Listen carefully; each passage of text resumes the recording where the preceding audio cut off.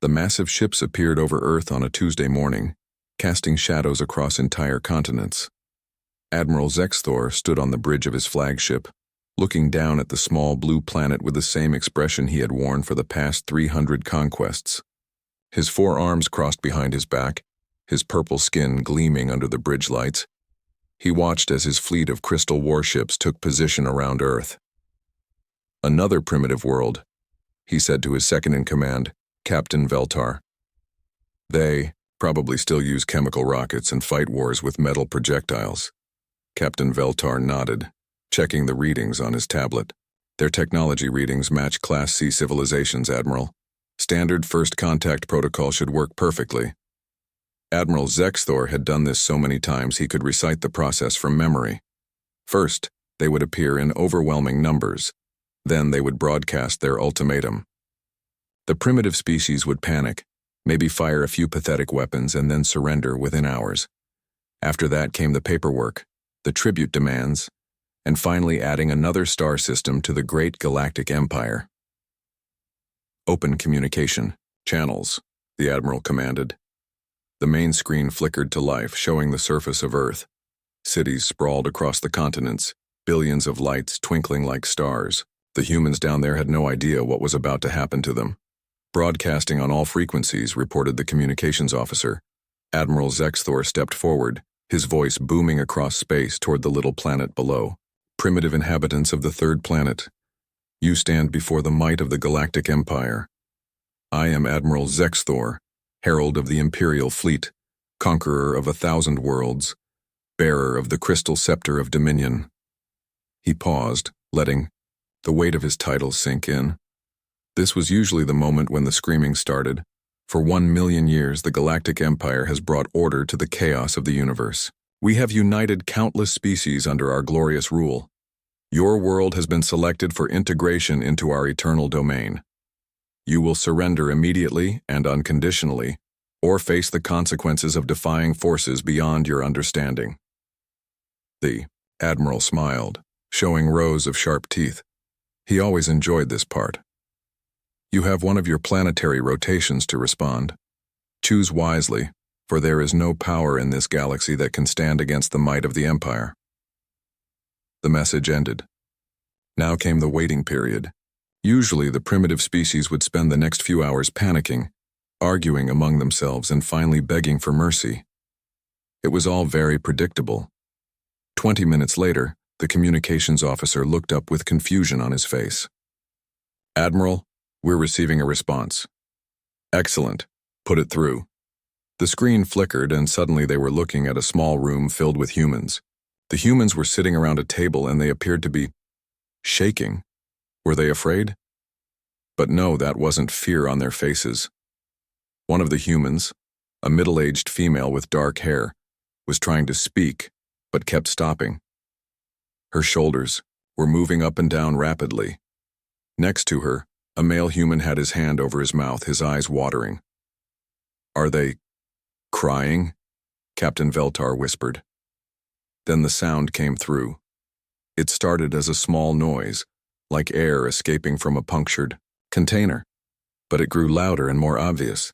The humans were making short, sharp barking noises. Their faces were red, and some of them were wiping their eyes. Admiral Zexthor had never heard this sound before, but his ship's computer quickly identified it. "The sound pattern indicates extreme amusement, Admiral. The humans appear to be experiencing what they call laughter." Laughter? The Admiral had heard of this concept from some of the more primitive species, but he had never encountered it during a conquest. The dark-haired human finally managed to control herself enough to speak. "I'm sorry," she said, still making small laughing sounds. "I'm Ambassador Sarah Chen of the United Nations. We received your message and we need a moment." She looked at her companions, who were still making the laughing noises.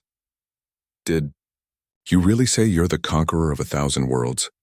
And you want us to surrender because you've been doing this for 1,000,000 years?" Admiral Zexthor drew himself up to his full height. "Yes, these are my titles, earned through countless victories. The Empire demands your immediate submission." This seemed to make the laughter worse. One of the humans, an older male, was making choking sounds and had to drink some liquid to calm down. "A million years?" Ambassador Chen asked, wiping tears from her eyes. "You guys have been doing the same job for a million years? That's like the ultimate middle management position." The other humans burst into fresh waves of laughter. One of them was pointing at the screen, trying to say something about space bureaucrats. Admiral Zexthor looked at Captain Veltar, who was staring at the screen with complete bewilderment. In 3 centuries of conquest, neither of them had ever encountered anything like this. "They're not afraid," Captain Veltar said quietly. "I can see that," the Admiral snapped. "Computer, analyze their response. Are they attempting some form of psychological warfare?" "Negative, Admiral. Analysis indicates genuine amusement. The humans appear to find our conquest ultimatum entertaining rather than threatening." On the screen, Ambassador Chen was trying to compose herself. "Look, Admiral Zex." "What was it? Zexthor? That's actually a pretty cool name. Very dramatic. Did you guys have a committee come up with these titles?" "Because Herald of the Imperial Fleet sounds like something my nephew would put on his resume to make delivering newspapers sound important." More laughter erupted from the humans. One of them was now lying on the floor, making high-pitched squealing noises. "This is unacceptable," Admiral Zexthor roared. "You dare mock the might of the Empire?" "Mock?" Ambassador Chen looked genuinely surprised. "Oh no, we're not mocking you. We're just... Look, you have to understand. This is exactly like every bad science fiction movie we've ever made. The scary alien shows up, demands surrender, threatens destruction if we don't comply. It's like you got your conquest manual from our entertainment industry." She gestured to her companions. "Johnson over there is laughing because he literally wrote a story like this in high school. Same dramatic speech, same ultimatum, same everything. He got a C+ on it because his teacher said it was too cliché." The human called Johnson waved weakly from the floor, still making laughing sounds.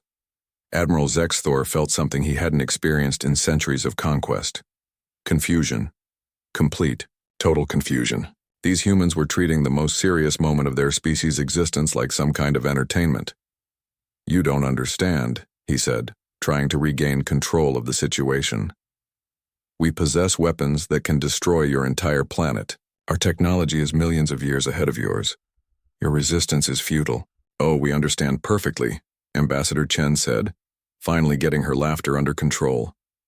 "Big scary aliens, super advanced technology, resistance is futile. We get it. It's just, well, it's funny. You're basically the galactic equivalent of that kid in school who always talked about how tough his older brother was." The bridge of the Admiral's ship fell completely silent. The crew stared at the screen in shock. No one had ever compared the mighty galactic empire to a schoolchild. "Tell you what," Ambassador Chen continued, "why don't you guys come down for coffee? We can discuss this whole conquest thing like civilized beings. Fair warning, though, our news media is going to have a field day with this. Space aliens demand Earth's lunch money is probably going to be tomorrow's headline." The communication ended, leaving the bridge in stunned silence. Captain Veltar was the first to speak. "Admiral, what do we do now? The Conquest Manual doesn't cover this scenario." Admiral Zexthor stared at the blank screen, trying to process what had just happened. For the first time in his long military career, he had absolutely no idea what to do next. Admiral Zexthor spent the next 6 hours studying every piece of data his computers could gather about humans. The more he learned, the more confused he became. These creatures were completely unlike any species the Empire had ever encountered. "They fight wars against their own species," Captain Veltar reported, reading from his tablet. "Currently, they have been at peace for the longest period in their recorded history. 12 whole months without a major conflict." 12 months. The Admiral was amazed. Most species went centuries without fighting once they developed space. Travel. What do they fight about? "Everything, sir. Territory, resources, ideas, religions, who has the better economic system. Sometimes they fight about things that happened hundreds of years ago. They even fight about what other fights meant. Admiral Zexthor rubbed his temples with two of his four hands. And they're still laughing at us? On cue, the communications officer looked up. Sir, we're receiving thousands of signals from the planet's surface. They appear to be sharing our first contact message with each other. For entertainment. Show me.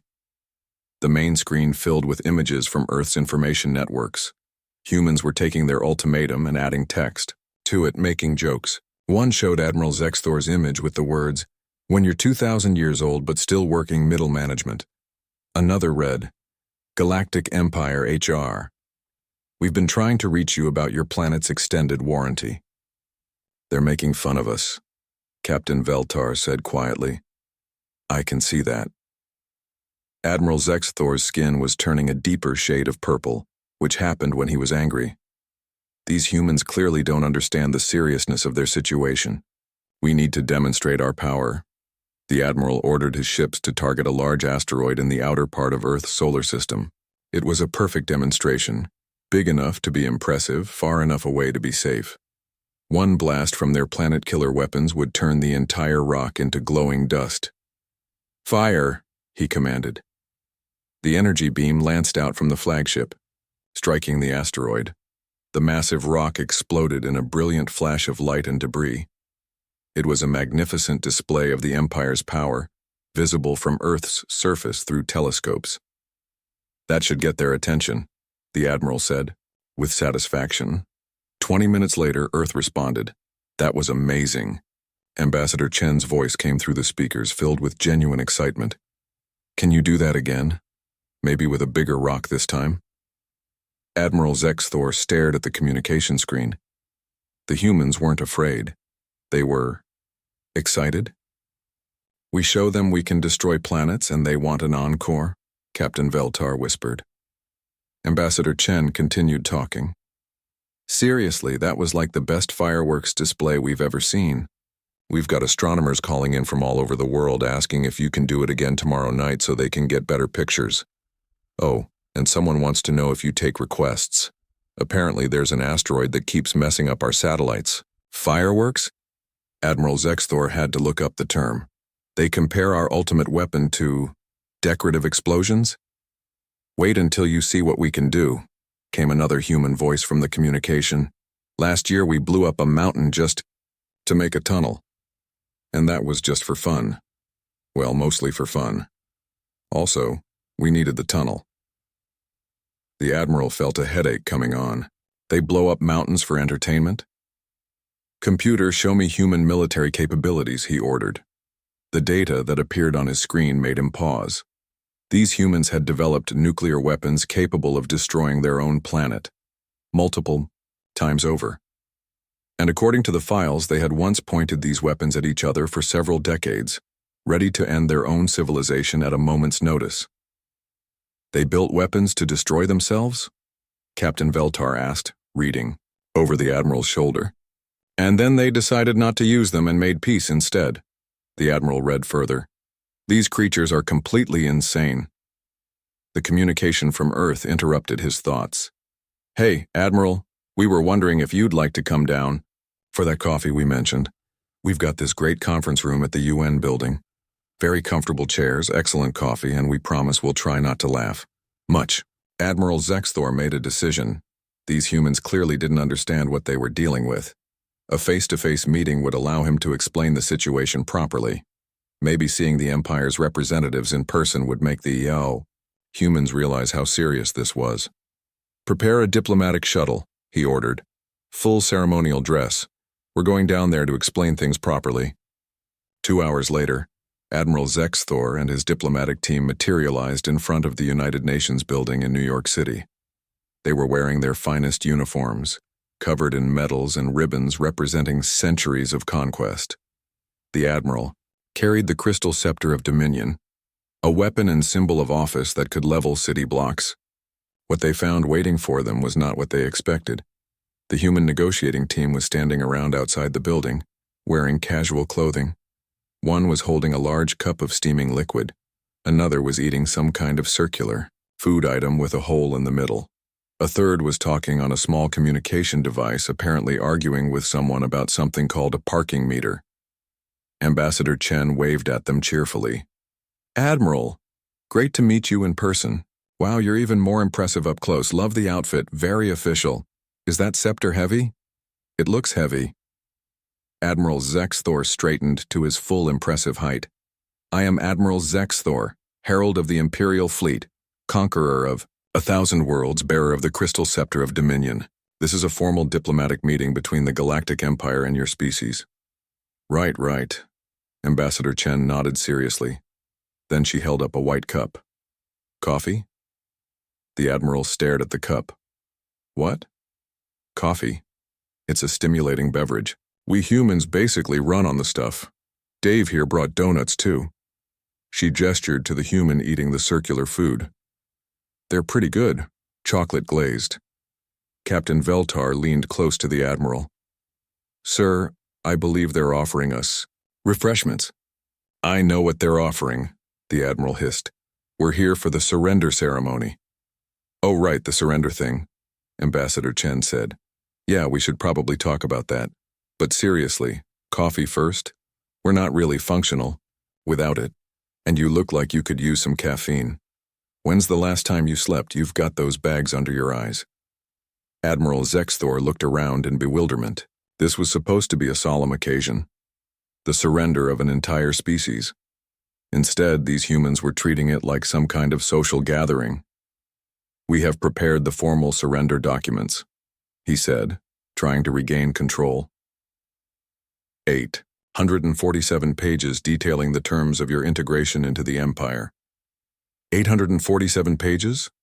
The human called Dave nearly choked on his donut. "For a surrender? What is this, a tax return?" "It is a comprehensive, legal document covering all aspects of Imperial law as it applies to newly conquered species," Captain Veltar explained. The humans looked at each other and burst into laughter again. "Oh man," Ambassador Chen wiped her eyes. "You guys really are like galactic bureaucrats. 800 pages of surrender paperwork. That's amazing. Do you have forms for everything? Is there a triplicate for planetary destruction?" Admiral Zexthor felt his skin turning purple again. "This is serious. These documents have been refined over millions of years of conquest." "I bet they have," Ambassador Chen said kindly. "Look, why don't we go inside, get comfortable, and you can explain how this whole thing works. Fair warning though, we humans have a bit of experience with bureaucracy ourselves. Some of our government forms are so complicated people hire professionals just to fill them out." As they walked toward the building, Admiral Zexthor heard one human whisper to another. "I wonder if they have a complaint department." The response made him stumble. "Probably takes 6 months to process a complaint and requires 47 different signatures."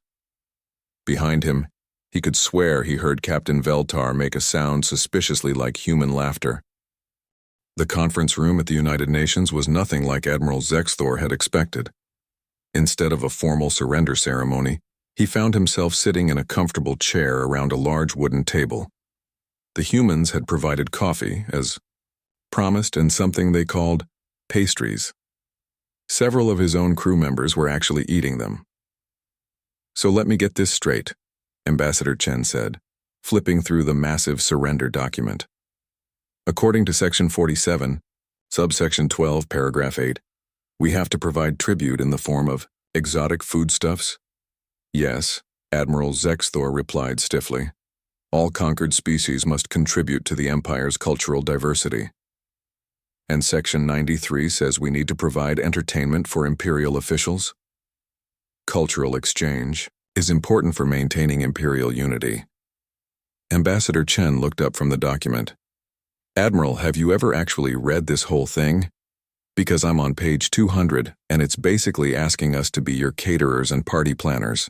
The Admiral shifted uncomfortably. Truth was, he had never read the entire document. No one had. It was just the standard template they used for every conquest. "The terms are non-negotiable," he said firmly. "Oh, we're not negotiating," said Dr. Martinez, the human scientist who had joined them.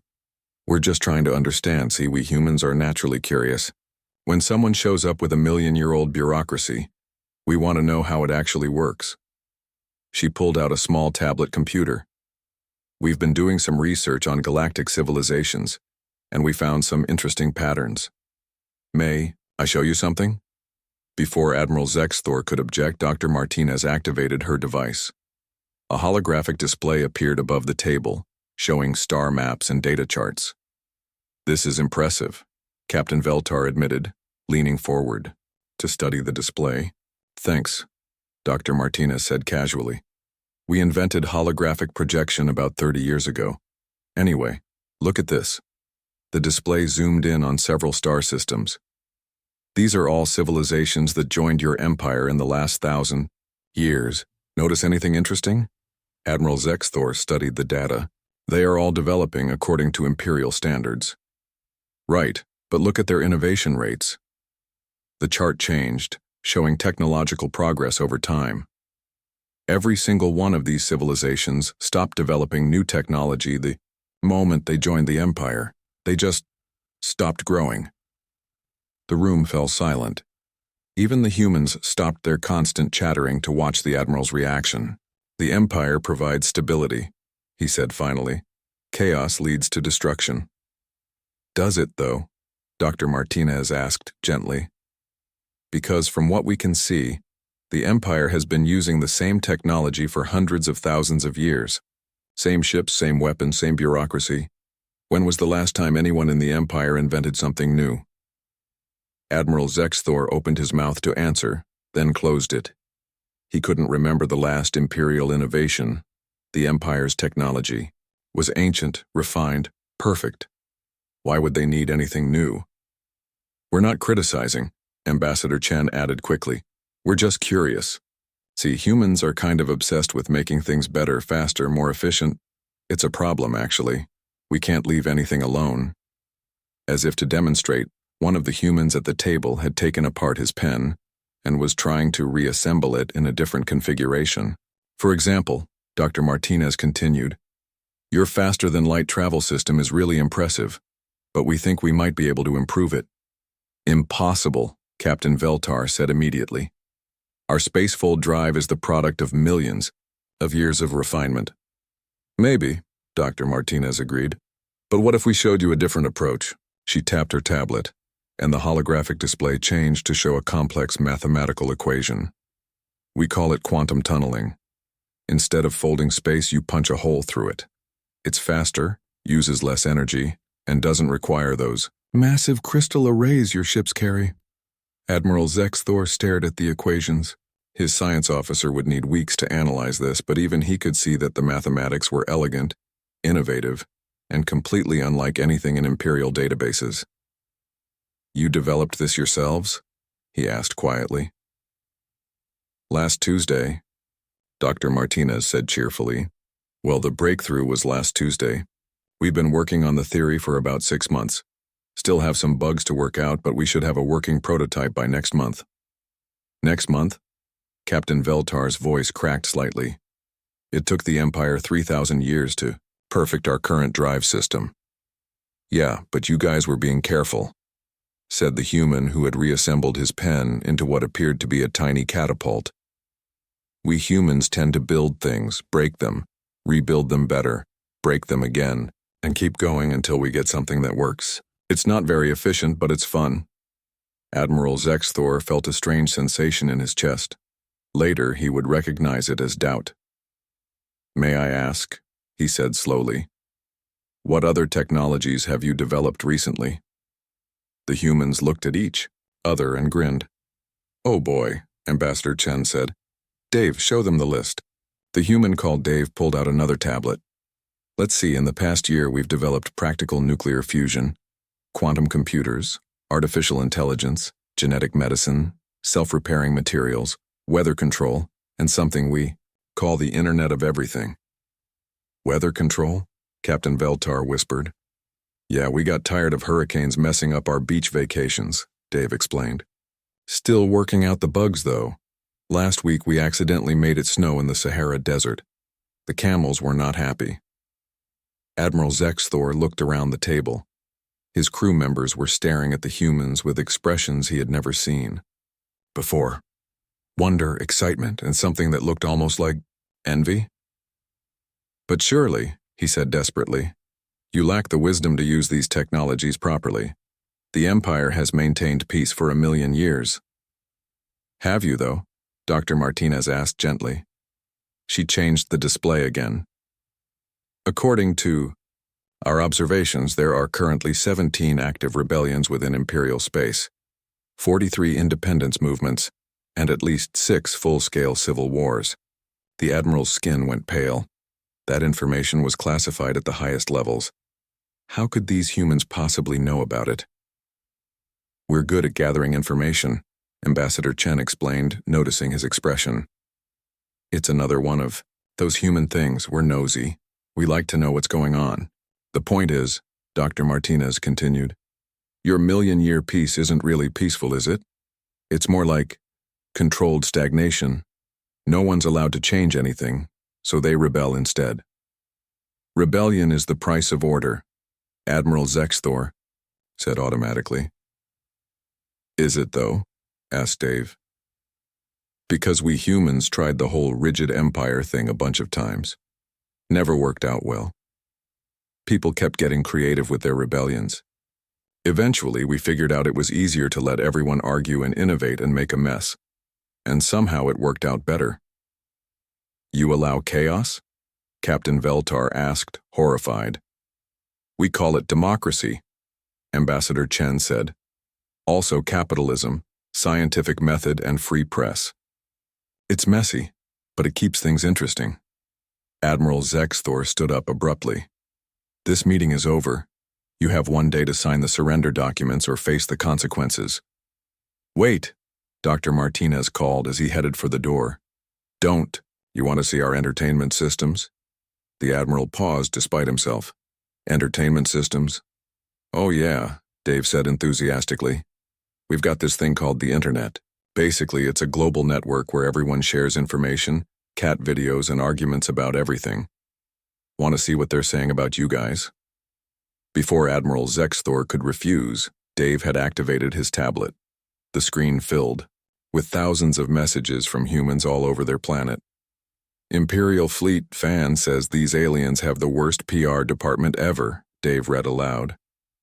Galaxy Watcher 47 wants to know if the Empire has a complaints department. And Planetary Defense Mom thinks you guys need better costumes because yours look like rejected Star Trek villains. Star Trek? Captain Veltar asked. It's a fictional story about humans exploring space and making friends with aliens, Ambassador Chen explained. Very popular. The aliens in it are much more reasonable than you guys, though. Admiral Zexthor left the conference room with his head spinning. As he walked toward the exit, he could hear the humans behind him discussing plans for something called a Welcome to Earth party for his crew. Outside, he found several of his junior officers looking at their communication devices and making those strange barking sounds the humans called laughter. Sir, one of them said, the humans have created something called memes about our conquest. This one shows your face with the caption, when you've been conquering for 1,000,000 years but Earth won't take you seriously. Admiral Zexthor looked at the image. Despite himself, he found it slightly amusing. That realization terrified him more than any weapon the humans might possess. Admiral Zexthor returned to his flagship in a state of complete confusion. His crew was acting strangely. Several junior officers were still looking at human memes on their communicators, and Captain Veltar had asked 3 times if they could try human coffee.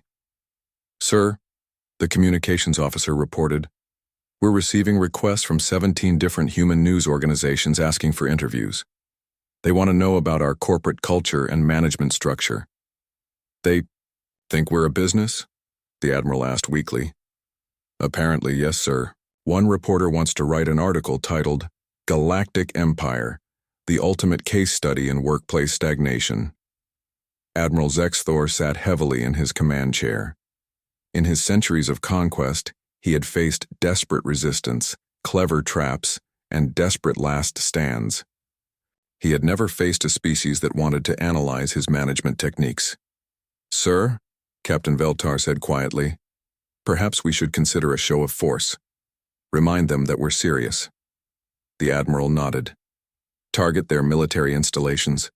Nothing that will cause civilian casualties, but enough to show them our power. Which installations, sir? Admiral Zexthor pulled up Earth's military data on his screen. What he saw made him pause. The humans had military bases on every continent, naval fleets covering their oceans, aircraft that could circle their planet in hours, and orbital defense satellites. They've militarized their entire planet, he said in amazement. Not just their planet, sir, the science officer added. They have weapon systems on their moon, armed space stations and defensive platforms throughout their solar system. They've turned their entire star system into a fortress. Against what enemy? Each other, sir. Until recently, the humans were divided into nearly 200 separate nations, many of which were potential enemies. Admiral Zexthor studied the data more carefully. Human military technology was primitive by imperial standards, but there was a lot of it. More importantly, it was designed with a completely different philosophy than imperial weapons. Their tactics are unusual, Captain Veltar observed. The humans didn't build massive ships designed to overwhelm enemies with superior firepower. Instead, they built small, fast, expendable units designed to work together in complex patterns. Their weapons weren't meant to destroy planets, they were meant to outmaneuver and confuse opponents. Computer, run a tactical simulation, the Admiral ordered. Imperial fleet versus human defense systems. The results appeared on the main screen. The simulation ran for several minutes, showing the massive Imperial ships engaging the much smaller human forces. At first, it looked like the expected outcome. The Imperial ships were larger, more powerful, and better protected. But something strange happened. The human ships started working together in ways the Imperial forces couldn't predict. They used hit-and-run tactics, asymmetric warfare, and something the computer called creative problem-solving. The simulation ended with the Imperial fleet, victorious but at a cost of 60% casualties. 60%? Captain Veltar stared at the screen. Against a primitive species? Run it again, Admiral Zexthor ordered. Different parameters. They ran the simulation 5 more times. The results varied, but the Imperial fleet never achieved victory with less than 40% losses. In 2 simulations, the humans actually won. How is this possible? The Admiral demanded. The humans fight differently than any species we've encountered, the tactical officer explained. Imperial doctrine assumes that enemies will engage in formal battle using standard formations and predictable strategies. Humans don't appear to follow any standard doctrines at all. They fight like animals, Captain Veltar said dismissively. No, sir, the tactical officer corrected. Animals are predictable. Humans fight like humans. They adapt constantly, they use unconventional weapons, and they never give up. In one simulation, a human pilot deliberately crashed his damaged ship into one of our cruisers rather than surrender. Admiral Zexthor felt a chill run down his spine. The Empire had faced desperate resistance before, but never from an entire species that seemed to view warfare as a creative exercise. Sir, the communications officer interrupted, we're receiving another transmission from the human planet. Put it through.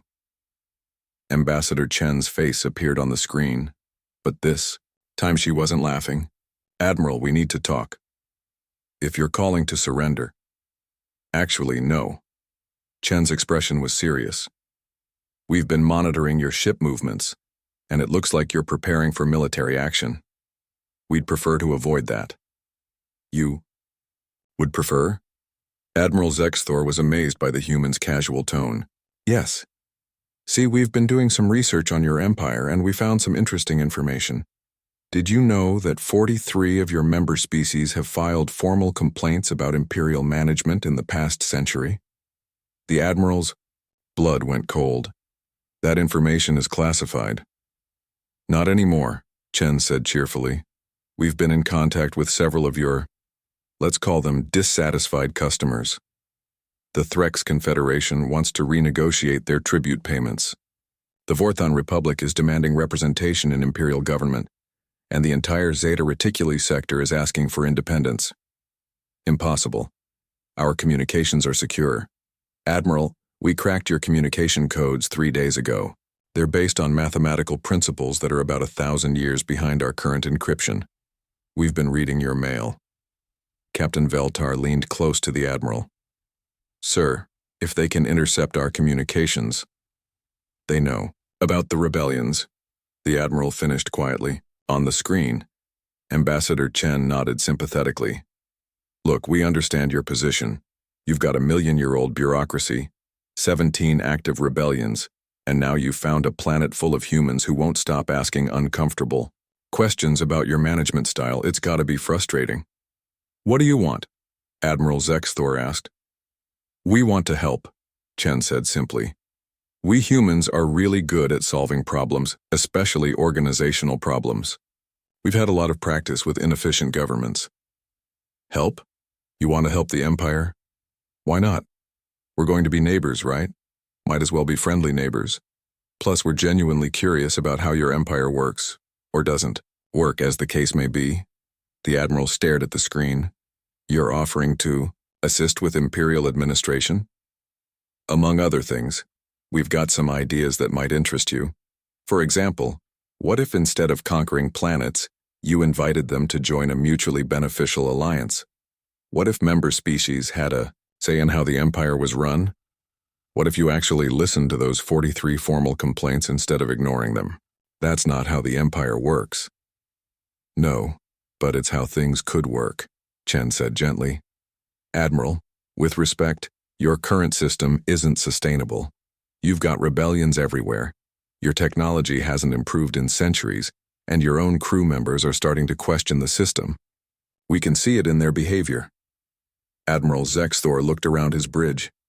Several crew members were watching the conversation with expressions he had never seen before. Hope, maybe, or curiosity. What exactly are you proposing? He asked, carefully. A cultural exchange, Chen said. Send some of your people down to Earth. We'll show them how our systems work. Democracy, free markets, scientific method, all that messy human stuff. In return, you can teach us about galactic civilization, advanced technology, and how to manage a spacefaring society. And if we refuse? Ambassador Chen's expression became very serious. Then you'll have to conquer us the hard way. And Admiral, after running our own military simulations, I can tell you that's going to be expensive for both of us. Very expensive. The transmission ended, leaving the bridge in silence. Sir, Captain Veltar said quietly, what are your orders? Admiral Zexthor looked at his crew, then at the tactical display showing Earth's defenses, then at the reports of rebellions throughout Imperial space. For the first time in his career, he wasn't sure what to do. Signal the fleet, he said. Finally. Stand down from attack positions. We're going to observe for a while longer. As his officers carried out his orders, Admiral Zexthor found himself wondering what human coffee actually tasted like. 3 weeks later, Admiral Zexthor found himself in a situation he had never imagined possible. He was sitting in a human establishment called a coffee shop in downtown New York, wearing civilian clothes, and actually enjoying something called a caramel macchiato.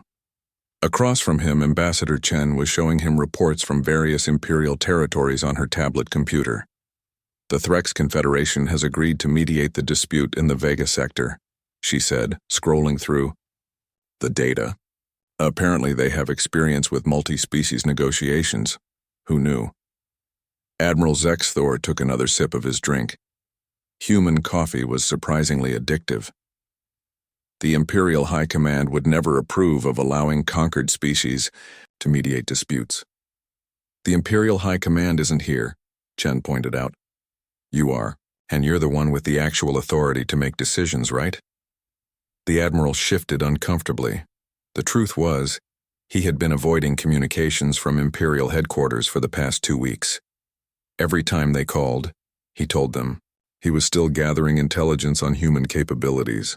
It wasn't entirely a lie. Admiral, Chen said gently, may I ask you something personal? I suppose. When did you last enjoy your job? The question caught him completely off guard. Enjoy my job? Yes. When did you wake up excited about what you were going to do that day? When did you feel proud of your work? When did you go to sleep feeling like you had made a positive difference in the galaxy? Admiral Zexthor stared into his coffee cup. The honest answer was that he couldn't remember. Conquest had become routine, mechanical. Every species followed the same pattern: fear, resistance, surrender, integration. It had been efficient, but not enjoyable. The Empire has brought order to chaos, he said automatically. Has it, though? Chen pulled up another display on her tablet. Look at this data. We've been tracking happiness indices, innovation, rates, cultural development, and quality of life across Imperial territories. Every single metric shows decline after integration. The charts were damning. Species after species showed the same pattern: a brief period of stability after joining the Empire, followed by long-term stagnation in every measurable category. But there's no war, the Admiral protested weakly. No, but there's no growth either. No discovery, no creativity, no progress. You've created a galaxy-wide nursing home, Admiral, safe, quiet, and slowly dying. Before Admiral Zexthor could respond, a young human approached their table. Excuse me, are you the alien Admiral? The Admiral tensed, but Chen gestured for him to relax. Yes, this is Admiral Zexthor of the Galactic Empire. Cool, the human said enthusiastically. I'm Jake. I'm 12. My class is studying your visit for our social studies project. Can I ask you a question? Admiral Zexthor looked at Chen, who nodded encouragingly. Very well. If you guys have been conquering planets for 1,000,000 years, and you're super advanced in everything, why do you still need to conquer more planets? I mean, shouldn't you have figured out how to make everyone happy by now? The question was so simple, so innocent, and so devastating that Admiral Zexthor couldn't answer for a long moment. That's a very good question, he said finally. Thanks. Oh, and my mom wants to know if you'd like to come to dinner Sunday. She makes really good spaghetti and she says you look too skinny. After the boy left, Chen and the Admiral sat in silence for several minutes. Out of the mouths of babes, Chen said softly. That child asked a question that no Imperial philosopher has considered in centuries, the Admiral admitted. Maybe it's time to start considering it. That afternoon, Admiral Zexthor made a decision that would change galactic history. He sent a message to his fleet, instructing them to begin what he called voluntary cultural exchanges with Earth. Any crew member who wanted to spend time on the planet's surface was welcome to do so. The response was overwhelming. Within hours, thousands of Imperial personnel had requested permission to visit Earth. They wanted to see human cities, taste human food, experience human entertainment, and understand how these strange creatures had created such a chaotic but vibrant civilization. The results were immediate and dramatic. Commander Thexaval, a young Imperial officer, spent a day at a human university and came back with 17 new ideas for improving faster-than-light communication. Lieutenant Corthan attended a human concert and was so inspired by the music that he wrote a symphony combining human and Imperial musical traditions.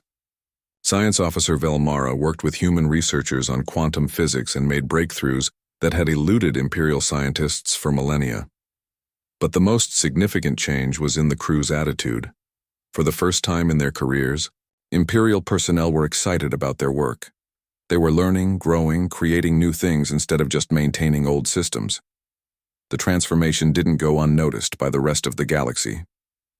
Sir, Captain Veltar reported one morning, we're receiving communications from Imperial territories throughout the galaxy. They want to know what's happening here. What kind of communications? Requests for cultural exchange programs, sir. The Andromedan Collective wants to send a delegation to study human democratic systems. The Centauri Federation is asking about human economic theories. The Vegan Alliance wants to learn about human scientific methods. Admiral Zexthor looked at the list of requests. It was longer than the Imperial Conquest Manual. Sir, Veltar continued, Imperial Headquarters has been trying to contact us for the past week. They're concerned about our extended mission. The Admiral knew this moment would come. Put them through. The main screen flickered to life, showing the stern face of High Admiral Krexthul, Supreme Commander of all Imperial forces. Admiral Zexthor, the High Admiral's voice boomed. Explain your status immediately. You were supposed to have completed the conquest of this primitive world weeks ago. High Admiral, the situation is more complex than anticipated. Complex? You have the most powerful fleet in the galaxy. How complex can it be to subjugate one backward planet? Admiral Zexthor took a deep breath. Sir, these humans are not backward. They are different. They have developed social and technological systems that could benefit the entire Empire. Benefit the Empire? Zexthor, you sound like you've been infected with some kind of primitive ideology. The Empire has worked perfectly for 1,000,000 years. Has it, sir? Admiral Zexthor asked quietly. When did we last develop new technology? When did we last solve a problem instead of just suppressing it? When did we last make any Imperial citizen truly happy? The silence from Imperial headquarters was deafening. High Admiral, Admiral Zexthor continued, I request permission to establish a permanent cultural exchange program with Earth. I believe we can learn from these humans, and they can learn from us. Together we might be able to create something better than either of our civilizations alone. Permission denied, High Admiral Krexthul roared. You will complete the conquest immediately, or face court-martial. Then I respectfully resign. My commission, Admiral Zexthor said calmly. The words hung in the air like a bomb waiting to explode. You cannot resign in the middle of a conquest. I'm not resigning in the middle of a conquest, sir. I'm resigning in the middle of a revolution. A peaceful one, but a revolution nonetheless.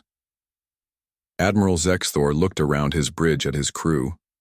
Every one of them was watching him with expressions of admiration and hope. Anyone who wants to return to Imperial space is free to do so, he announced. Anyone who wants to stay and help build something new is welcome. Not a single crew member left. 6 months later, the first Galactic Cultural Exchange Treaty was signed in the same UN conference room where Admiral Zexthor had first encountered human laughter.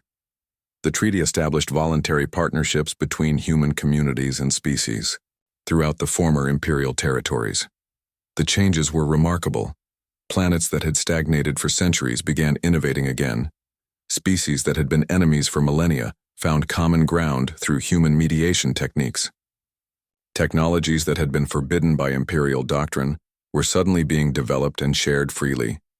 The old Galactic Empire didn't end with conquest or revolution. It ended with laughter, learning, and the realization that sometimes the best way to bring order to the universe isn't to impose it from above, but to let it grow from below. Admiral Zexthor, now calling himself Ambassador Zexthor, kept his residence on Earth. He had developed a taste not just for human coffee, but for human chaos, human creativity, and human hope. And every Sunday, he had dinner with Jake's family, where a 12-year-old boy had taught a galactic conqueror that the most important questions are often the simplest ones. The galaxy was still vast, still full of challenges and conflicts, but now it was also full of possibilities, and that made all the difference. After all, as the humans like to say, laughter really was the best medicine, even for a 1,000,000-year-old empire that had forgotten how to smile.